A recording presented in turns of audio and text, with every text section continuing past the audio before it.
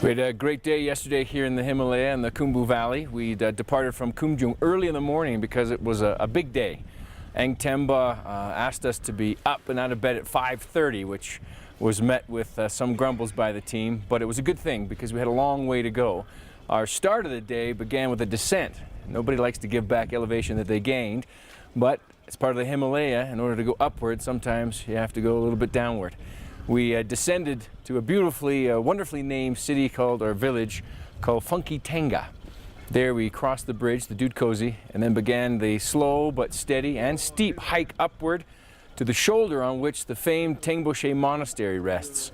It was there that we got our first views of some of the higher mountains in the Himalaya, Lhotse, Nuptse, and Everest itself.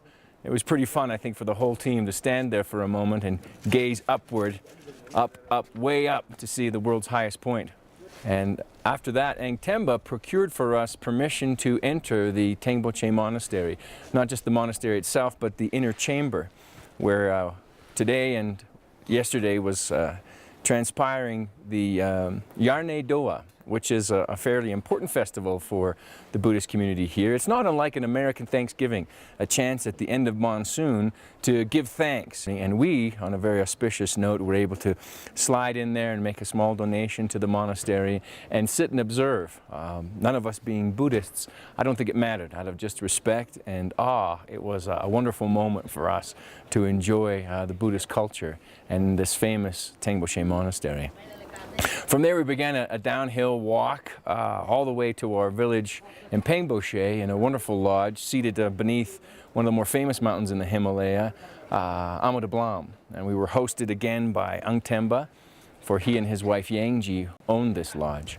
And perhaps one of my favorite parts of the whole journey, and I think everyone would agree, is throughout it, the trail on which we traveled was rather precarious. And as we were heading up with our yak train, other yak trains were heading down. And it wasn't uncommon for you to have to slip off to the side to allow a yak train to pass. And in a few places we had a veritable yak jam. A huge train coming up, a huge train coming down, big drop to the right down into the valley. Angtemba was pretty concerned about it. Accidents had happened in that particular corner, but we got through with his guidance without any problem. So all in all, one of the more difficult days on the trek, one that was taxing, I think, for everyone, but one that turned out really, really well. I was very proud of the team and how they're performing so far. It's exciting to be here, and now we get ready for our next steps toward Mount Pumori.